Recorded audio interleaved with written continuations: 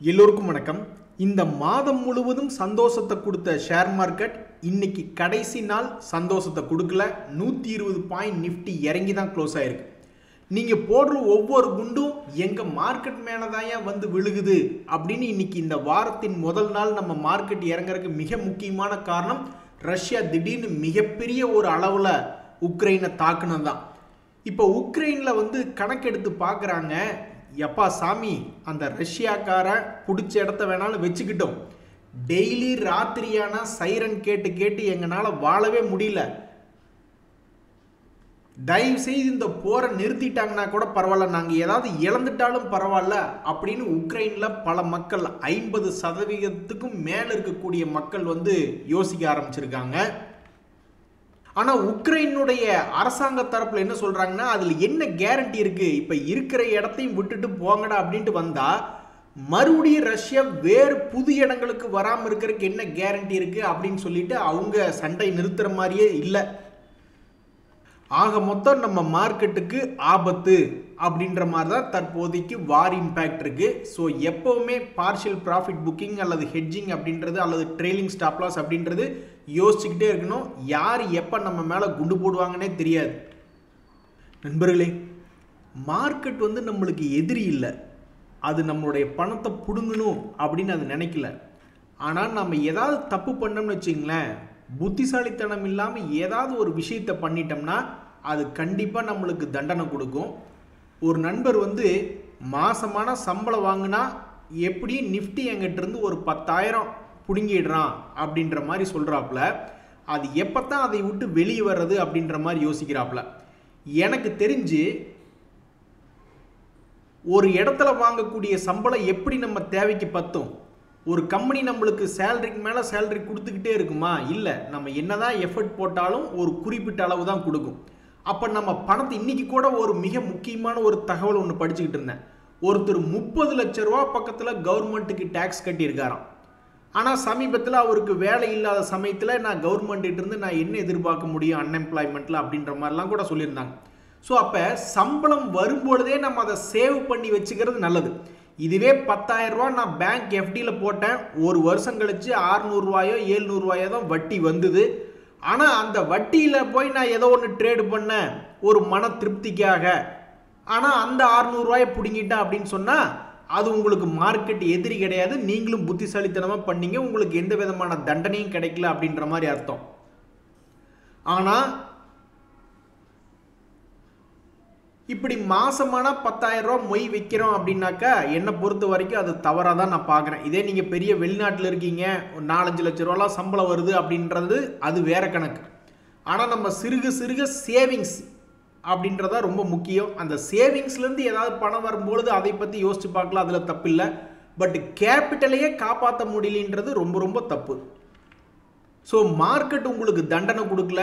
உங்களுடைய ஆசை என்பது உங்களுடைய சம்பளத்துக்குள்ளே இருந்தது அப்படின்னா என்றைக்கு பிரச்சனை இல்லை. உங்களுடைய சம்பளமே ஒரு 50,000 அல்லது 1 லட்சம் அப்படின்னா அப்போ அதுக்குள்ளே ஏதாவது இன்னொரு 10-20,000 ரூபா ஏதாவது ஒரு சைடு இன்கம் வந்தால் நல்லா இருக்குமே அப்படின்னு நினைக்கிறதுல தப்பு இல்லை. பட் அதையும் தாண்டணும், அதுக்குண்டான ரிஸ்க் எடுக்கணுன்றதான் தப்பு. இன்னொரு நண்பர் கூட சொல்கிறாரு பாருங்க, எப்பெல்லாம் உங்களுக்கு இந்த மாதிரி கெட்ட விஷயங்கள் தோணுது, ஏதாவது ஸ்மோக்கிங் பண்ணுமோ அல்லது வேறு ஏதாவது தப்பான தகவல்கள் தோன்றும் பொழுது அதுக்கு பதுவாக ஐடிசி அப்படின்ற பங்குகளை வாங்கிட வேண்டியதானே, அந்த செலவுக்கு இதே ஒரு செலவாக பண்ணிக்கிட வேண்டியதானே. ஏதாவது ஒரு கொக்கோ கோலா குடிக்கிறதுனா கூட 1 லிட்டர் 50 ரூபா வருதுன்னு கூட நீங்கள் வச்சுக்கோங்களேன். அல்லது வேறு ஏதாவது ஒன்று பெப்சி அப்படி இப்படின்னு குடிக்கிறீங்க, அல்லது வேறு ஏதாவது ஒரு ஹேபிட்னாலும் கூட அதையெல்லாம் பண்ணிட்டு வேறு ஏதாவது இந்த வருண் பிவரேஜஸ் அல்லது வேறு ஏதாவது யூபிஎல் அது போன்ற பங்குகளை வாங்கும் பொழுது நம்மளுடைய ஹேபிட்டும் போயிடும், அதே சமயம் நம்மகிட்ட சொத்தும் சேர்ந்துடும் அப்படின்றார். அப்போ நேரம் மாதம் பிறந்தால் 10,000 ரூபாய்க்கு கொண்டே பேங்க் எஃப்டியில் போட்டுடணும். அதுக்கு அடுத்த மாதத்தில் அது 100 ரூபா கொடுத்தாலும் சரி 50 ரூபா கொடுத்தாலும் சரி அதை வச்சு ஏதாவது இருந்தாலும் பண்ணிக்கலாம் அப்படின்ற மாதிரி நினச்சிங்கன்னா ஓரளவுக்கு வாழ்க்கையில் வெற்றி பெற்றலாம். நண்பர்களே, இப்போ ஒரு மிகப்பெரிய ஒரு தகவல் பற்றி நாம் இப்போ பேச போகிறோம், ரொம்ப இம்பார்ட்டண்ட்டான தகவல். ஒரு நண்பர் என்ன சொல்கிறாரு, பட்ஜெட் டைமில் நிறைய பேர் நீங்கள் கேள்விப்பட்டிருக்கீங்களா, தீபாவளி பிக்ஸ் பட்ஜெட் பிக்ஸ் அப்படின்னு குறிப்பிட்ட விஷயத்தை வச்சு ஏதாவது பங்குகள் மேலே வருமா அப்படின்ற ஒரு எண்ணத்தில் ஒரு நண்பர் அயன் எக்ஸ்சேஞ்ச் அப்படின்ற ஒரு பங்கை பட்ஜெட் பிக்குன்னு நினச்சிட்டு ஒரு 10 லட்ச ரூபாய்க்கு வாங்கிட்டாப்ல. 6 மாதம் ஆகி இன்னும் வெளியே வர முடியல, அதில் இன்னும் 1 லட்ச ரூபா லாஸ் அப்படின்ற மாதிரி 10 லட்ச ரூபா லாக் ஆயிருக்கு. அதே மாதிரி இன்னொரு நண்பருக்கு லக்ஸ் இண்டஸ்ட்ரீஸ் அப்படின்ற பங்குல 2 லட்ச ரூபா ஒரு வருஷமா லாக் ஆயிருக்கு. காலையில் ஒரு விஷயம் பேசிக்கிட்டு இருக்கும்போது ஒரு கணக்கு ஒன்று மாறி போச்சு. அதாவது மேலே ஒரு 200 ரூபா ரேஞ்சு, கீழே ஒரு 100 ரூபா ரேஞ்சில் 2 அப்படின்னா டோட்டல் வந்து 400 ரூபா அப்படின்ற மாதிரி வருது. கடைசியில் அவன் 420 வந்தான்னாக்கா நோ லாஸ் நோ கெயின் அப்படின்ற மாதிரி ஒரு விஷயத்தை பேசிகிட்டு இருக்கும்போது அதை 320ன்னு ஒரு 100 ரூபா கம்மியாக கால்குலேஷன் இருந்தது. அதாவது என்ன சொல்ல வரக்கூடிய தகவல் அப்படின்னா, ஸ்டாக் மார்க்கெட்டில் ஒரு ரகசியம் என்ன அப்படின்னா, பொதுவாக ஒரு உச்சாணி கொம்பிலிருந்து 50% என்பது இறங்கும் பொழுது ஏதாவது திரும்பி மேல் நோக்கி வருதா அப்படின்னு பார்க்கறதா ட்ரேடர்களுடைய வேலை. ஏன்னா ஸ்டாக் மார்க்கெட்டில் பல கான்செப்ட் இருக்குது.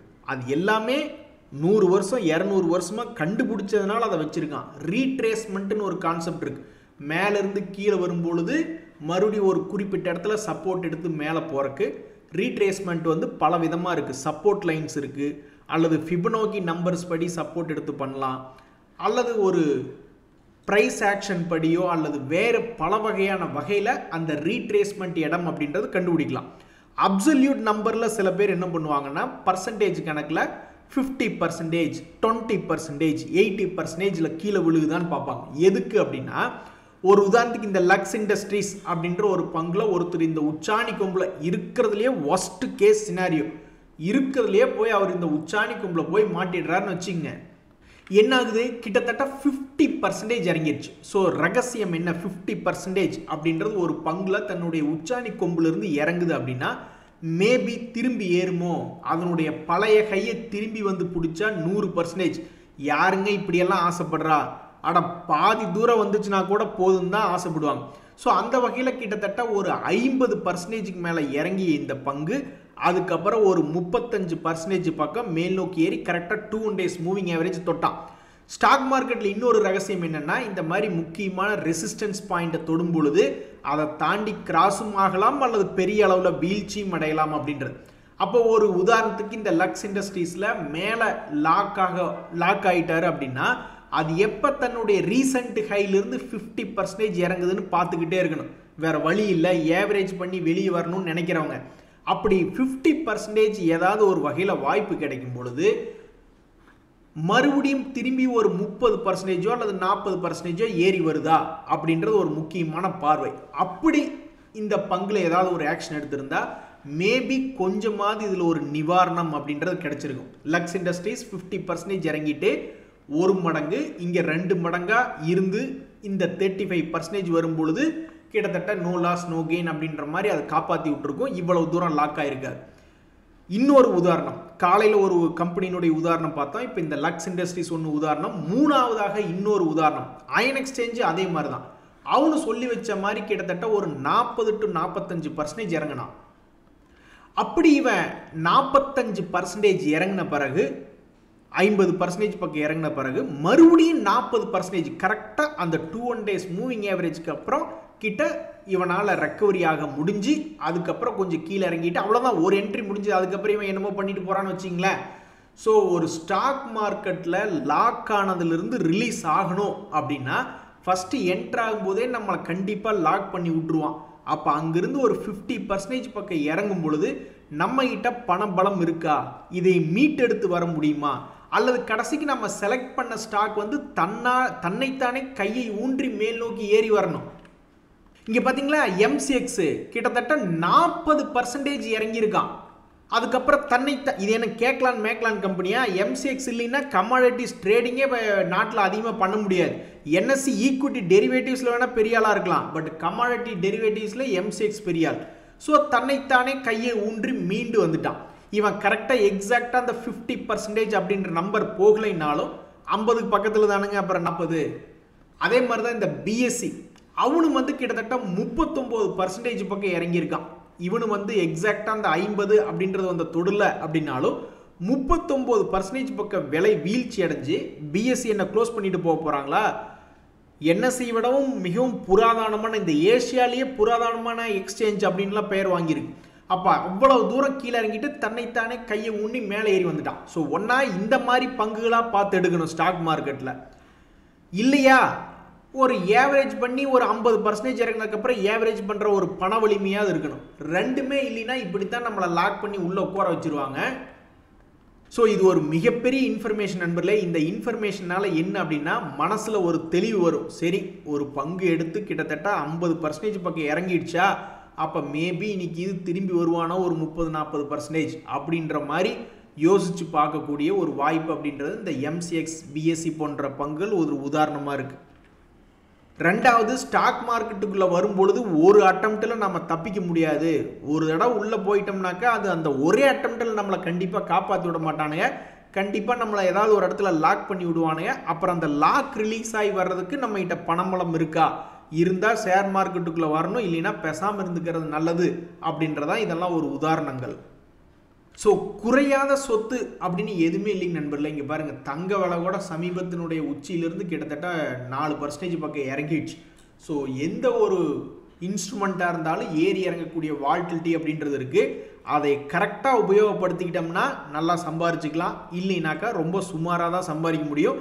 அதுலேயும் மோசமாக ஏதாவது ஒரு என்ட்ரி எடுத்தோம்னாக்கா அப்புறம் மொத்தமும் லாஸ் ஆகிட்டு அப்புறம் கம்முனுக்கு வந்துக்க வேண்டியது தான். நண்பர்களே, இது என்னங்க அநியாயமாக இருக்குது. அதாவது தீபக் ஃபெர்டிலைசர் அப்படின்ற பங்கு இன்னைக்கு 8% மேல் நோக்கி ஏறி இருக்கான்.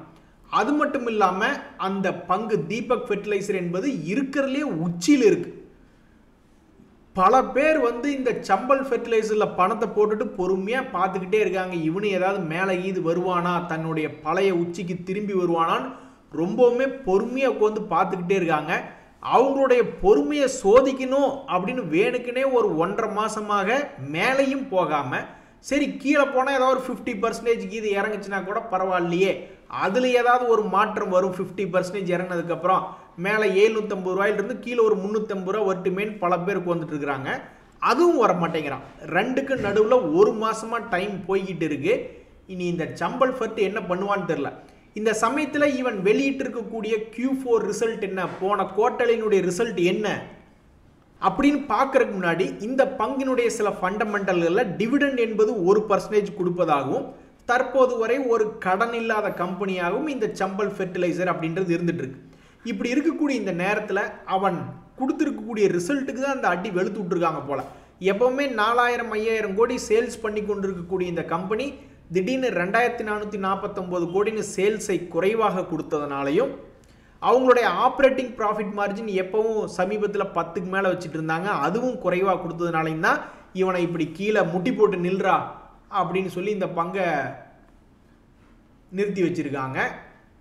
ஸோ இப்படி இருக்கக்கூடிய நேரத்தில் இனி இந்த மாதம் முடிஞ்சுது, ஜூலை மாதம் பிறக்க போகுது. இனி பல கம்பெனிகளுடைய குவார்ட்டர்லி ரிசல்ட் அடுத்தடுத்த வாரங்களில் வர ஆரம்பிக்கும். ஸோ எதுக்காக இவன் 1 மாதம் காத்திருந்தான், இந்த ரிசல்ட் நல்லா வரட்டும்னு காத்திருக்கானா, அல்லது மோசமாக எப்படி வருதுன்னு பார்த்துட்டு அதுக்கு தகுந்த மாதிரி பிளான் பண்ணிக்கலாம் அப்படின்ற மாதிரி உட்காந்துருக்கானான்னு தெரில. ஸோ இந்த பங்கு நல்லபடியாக ரிசல்ட் கொடுத்து இந்த செக்டர்லேயே இருக்கக்கூடிய தீபக் ஃபெர்டிலைசர் எப்படி உச்சத்தில் இருக்கானோ அவனை போய் இவன் கேட்ச் பண்ணணும் அப்படின்னு வேண்டி கேட்டுக்கொள்கிறோம். நண்பர்களே, இன்னைக்கு மிக முக்கியமான தகவல் என்னன்னா, சிட்டி யூனியன் பேங்க் 5% ஏறி இருக்கான். அது மட்டும் இல்லாமல் மிகப்பெரிய ஒரு வேலையை பார்த்துருக்கான். சமீபத்தில் 140 ரூபா பக்கத்தில் வந்து விழுந்தவன் 218 ரூபாய்னு பணத்தை டபுள் பண்ணி விட்டுட்டான். இப்படி இருக்கக்கூடிய இந்த சிட்டி யூனியன் பேங்க் இதை பார்த்தா சந்தோஷம் வருமா? கிட்டத்தட்ட 2023 அளவை திருப்பி பிடிச்சிருக்கானே அப்படின்னு இவனை பார்த்தா சந்தோஷம் வருமா? அல்லது இந்த யூகோ பேங்க் அப்படின்ற பங்கு 2023 இவன் இருந்த லெவல் என்பது 60 ரூபாய் ரேஞ்ச், இப்போ 30 ரூபா, ஆல்மோஸ்ட் 50% இறங்கி கிடந்தா சந்தோஷம் வருமா? அல்லது 100% ஏறினா சந்தோஷம் வருமா? அதே மாதிரி தான் இந்த ஐஓபி, அவனுமே வந்து கடந்த 3 வருடத்துக்கு முன்னாடி என்ன லெவலில் இருந்திருக்கான் அப்படின்னு பார்த்தீங்கன்னாக்கா 70களில் இருந்தவன் அவனு 40ல் இருக்கான். இப்போ இதில் என்ன காமெடி அப்படின்னா, சிட்டி யூனியன் பேங்க் அவன் செஞ்சிருக்கக்கூடிய ஒரு குவார்ட்டர்லி லாபம் என்பது பார்த்தீங்கன்னா கன்சிஸ்டண்ட்டாக 280 கோடி அப்படின்ற மாதிரி கன்சிஸ்டண்ட்டாக ஃப்ளாட்டாக தான் ப்ராஃபிட் அப்படின்றது பண்ணியிருக்கான். பட் இந்த ஐஓபி அப்படின்னு பார்க்கும் பொழுது அது தற்போது 1051 கோடியாக அதை விடவும் அதிகமாக தான் லாபம் என்பது பண்ணியிருக்கு. அதே மாதிரி இந்த யூகோ பேங்க் அப்படின்றத பார்க்கும் பொழுதும் ஒரு குவார்ட்டரில் கணக்கு பார்க்கும்போது அவனும் 650 கோடி அப்படின்ற மாதிரிலாம் லாபம் பண்ணியிருக்கு. அஃப்கோர்ஸ் இந்த லாபம் எப்படி வருது அப்படின்றதெல்லாம் ரெண்டாவது விஷயம். முதல் விஷயம் ஃபஸ்ட்டு நம்பர் ஸ்பீக்ஸ் அப்படின்ற மாதிரி முதல்ல நம்பரை பார்க்கும்பொழுது அது லாபம். அதுக்கப்புறம் அந்த லாபம் வந்து அதர் இன்கம் மூலியமாக வந்ததா அல்லது வேறு ஏதாவது வகையில் வந்திருக்கிறதா அப்படின்றது ரெண்டாவது. So first number wise compare பண்ணி பார்க்கும்பொழுது சிட்டியன் பேங்கை விடவும் அதிகமாக இருக்கக்கூடிய இந்த ஐஓபிக்கும் இந்த யூகோ பேங்க்குக்கு மட்டும் ஒரு விடிவு காலம் வரமாட்டேங்குதே ஆண்டவா அப்படின்ற மாதிரி பல பேர் நொந்து நூடுல்ஸ் ஆகி வந்திருக்காங்க. அவங்களுக்கு இனி புது ஹை அல்லது புது லோ என்பது வருமா அல்லது பழைய ஹையை மீட்டெடுக்குமா அப்படின்றது பொறுத்திருந்து தான் பார்க்கணும். இந்த சந்தடி சாக்கில் இந்த பேங்க் ஆஃப் மகாராஷ்டிரா அப்படின்ற பங்கு அவன் ஒரு 5% ஏறிட்டான். அந்த கம்பெனிலையும் நம்ம பிரசிடென்ட் தான் கிட்டத்தட்ட 79.60% வச்சிருக்காரு. முதல்ல 90% பக்கம் வச்சிருந்தவர் கொஞ்சம் கொஞ்சமாக விற்று 79.60 அப்படின்ற மாதிரி காமிச்சிட்டு இருக்காப்ல. ஸோ அப்படி இருக்கக்கூடிய இந்த நிலைமையில் இந்த பங்கெல்லாம் ஆல்மோஸ்ட் 45 to 55ன்னு பாதி கிணறு என்பது வந்துட்டான். ஆனால் இந்த ஐஓபி அதில் வந்து நம்ம பிரசிடென்ட் எவ்வளோ வச்சிருக்காருனாக்கா 94.61 வச்சிருக்காரு. யூகோ பேங்க் அதில் நம்ம பிரசிடென்ட் எவ்வளோ வச்சிருக்காரு அப்படின்னு பார்த்தீங்கன்னாக்கா அதில் 90.95ன்னு வச்சிருக்காரு. ஆனால் இவங்க ரெண்டு பேர்த்துக்கு ஒரு விடிவு காலம் கடைசிக்கு பாதி கிணறு கூட நீ தாண்ட மாட்டியா நீங்கள் ரெண்டு பேர். வர வர ரொம்ப கடுப்பாயிடுறாங்க பல ட்ரேடர்கள். ஏன் இப்படி நீங்கள் பண்ணுறீங்க ரெண்டு பேரும் இப்படி அக்குறுமம் பண்ணுறீங்களே? பாதி கிணறு வர்றக்கு உனக்கு என்ன? அவன் மார்க்கெட்டே உச்சியில் இருக்குது, திடீர்னு குண்டு போடுறான்னு சொல்லி இறங்க ஆரம்பிச்சுக்கிட்டு இருக்கு. இன்னுமே நீ கீழே உட்காந்து கோலம் போட்டுக்கிட்டு இருக்கேன்னு பயங்கரமாக பார்த்துக்கிட்டு இருக்காங்க. சரிங்க நண்பர்களே, அவங்கவுங்க அக்கௌண்ட்டை பார்த்து கேர்ஃபுல்லாக வச்சுக்கணும் அப்படின்றதான் தற்போதைய இன்றைய முக்கியமான சில டேட்டாக்கள் சொல்லுது. இந்த ஜேகே சிமெண்ட்லாம் காலையில் பாசிட்டிவில் இருந்தால் திடீர்னு பார்த்தா பெரிய அளவில் இறங்கி அப்புறம் மறுபடியும் கொஞ்சோண்டு ரெக்கவரி ஆச்சு. ஸோ என்ன நடக்குது மார்க்கெட்டில் அப்படின்னு சுதாரிக்கிறதுக்குள்ளே நம்ம போர்ட்ஃபோலியோவில் 5 to 10% ஓட்டை போட்டுட்டு போயிடுவாங்க. அதே மாதிரி தான் இந்த ஜிண்டால் வேர்ல்டு ஆயில் அப்படின்ற பங்கு அவனும் ஏதோ ஒரு காரணத்தினால மேலே இருந்த 63 ரூபா. ஏங்க இது 100 ரூபா ஷேரு ஒரு 10 ரூபா ஏறி இறங்குறதே பெரிய மூவ்மெண்ட்டாக தெரியும். இது 50 ரூபா ஷேர் காலையில் 64 ரூபாயெல்லாம் போனவன் க்ளோசிங்கில் 53 ரூபாய்ன்னு முடிச்சிருக்கான். ஸோ மார்க்கெட் உச்சத்தில் இருக்கும்போது ரொம்பவுமே வாலட்டிலிட்டியாக இருப்பாங்க. ஸோ அவங்கவுங்க ப்ராஃபிட்டை பார்த்து ரொம்ப எச்சரிக்கையாக மானிட்டர் பண்ணணும், அதுக்கு உண்டான ஸ்ட்ராட்டஜிகளை ஃபாலோ பண்ணணும் அப்படின்றதான் எல்லோரும் நினைப்பாங்க. அதுக்கு தகுந்த மாதிரி பிளான் பண்ணுங்கள். நன்றி, வணக்கம்.